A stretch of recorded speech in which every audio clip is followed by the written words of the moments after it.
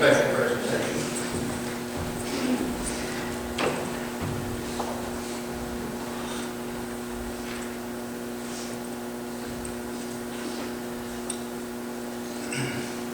Webster's Dictionary defines a hero as a person of distinguished courage or ability admired for their brave deeds and noble qualities.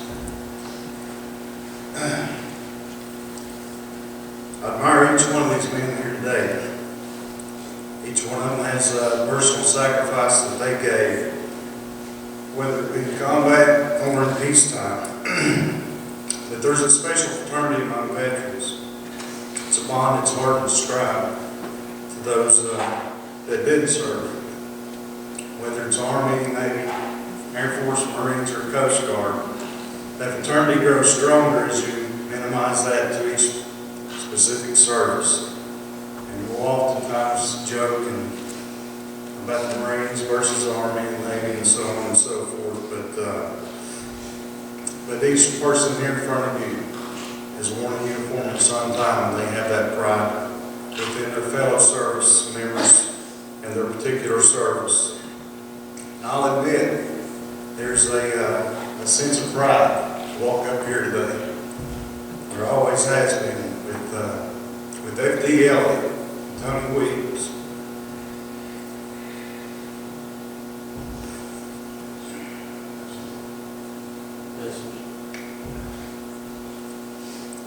There's a verse in the Marine Corps hymn.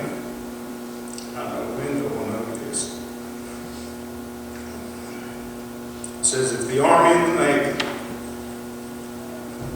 ever looked over the heaven's seas, they'll find the streets are guarded by United States Marines. And I know Tony's up there today, looking down upon us.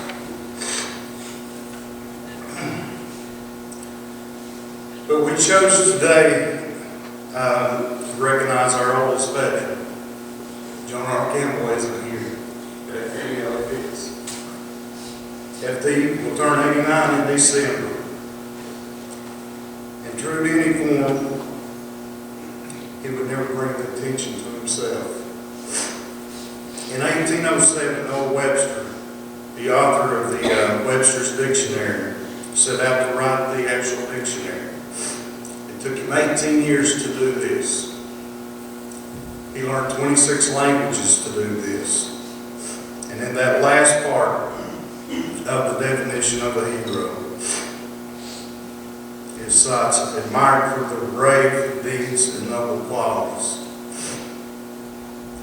And that couldn't describe F.D. Elliott any better.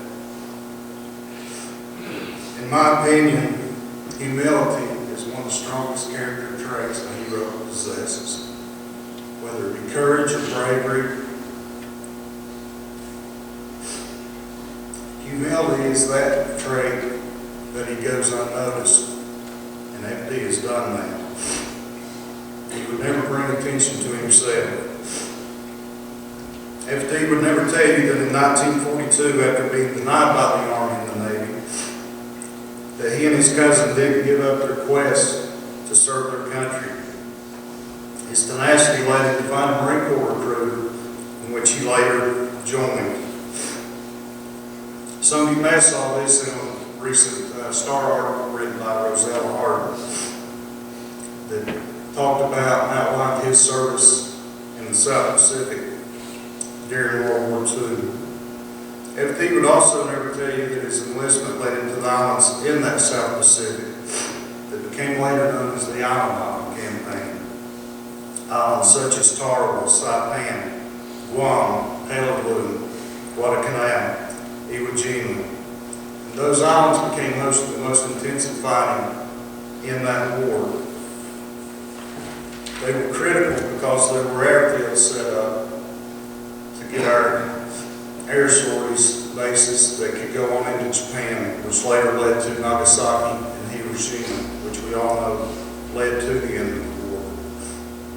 FD would also never tell you that while he was there fighting these islands, he lost friends while in combat that died at his feet. And it's about the history that we only read in books. We can't fathom that today. But FD lived this history, and FD shaped this history. FD would also never tell you that he was there at Iwo Jima when this picture was taken.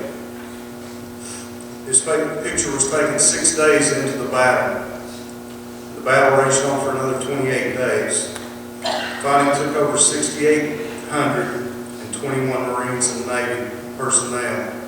An additional 19,217 were wounded. FD would also never tell you that he was one of the wounded, receiving 2 Purple Hearts fighting in this battle. And you see particularly with the young boys of the church, Hayden and Mason, Jared and Wesley, Gary. You guys need to understand there's a hero among us today. And reach out and thank him today. But it goes further than that for FD. He came home a silent hero. He would never tell you that after returning home that he and Ron Bailey, another childhood mentor of mine, led young boys in the Sunday school class that would attempt to instill the same qualities that they possessed onto us and other generations. And I'll tell you that FD and Rome were close as brothers. They were godly men, but they were godly men with a sense of humor. And each year on these camping trips, they would take us up to Rome Mountain. They would take us crawfish fishing or hunting, however you call it. And we would camp and build campfires. But also those of you that know me personally know that I enjoy hunting and fishing to this day. And I won't kill anything or catch anything to keep that I won't eat. And that was instilled through from FD and Rome. And if I catch a big trophy fish, a 10-pound trout or a 10-pound largemouth or a 6-pound smallmouth, I will take that and get it mounted just to remember that memory. But one of FD's snipe hunting trips, that was to snipe hunting. And I won't spoil it for the young boys from the church, but to this day I get to see a snipe and get to have one on my wall. And Rome and FD enjoyed that thoroughly. But lastly, FD would never tell you the countless young lives he touched, either directly or indirectly, that had a lasting effect on each one of us, mostly to the likes of Brian Williams, David Bowers, Keith Hammer, and Robert Steins, some of my peers that I came up with. And I look at each one of those gentlemen today and know that they have a lasting impression on the communities that they serve, directly or indirectly because of those like FD. So I stand here and dress blues today. It's not for me, it's for FD, Tony Williams. It's the same uniform that FD wore almost 60 years ago. But I'm grateful to FD for being my mentor, my friend, and my Christian brother, whom I dearly love. I'd like you to step forward, FD. We have a presentation for you.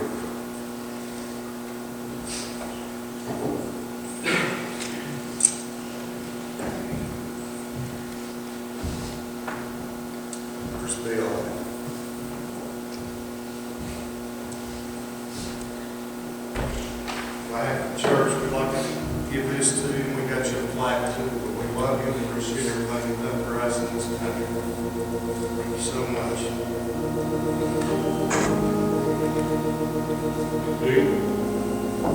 Number 5, in honor of FBO for outstanding service and sacrifice in World War II, United States Marine Corps, presented by the First Reformed Baptist Church, Elizabeth, Tennessee, 2020.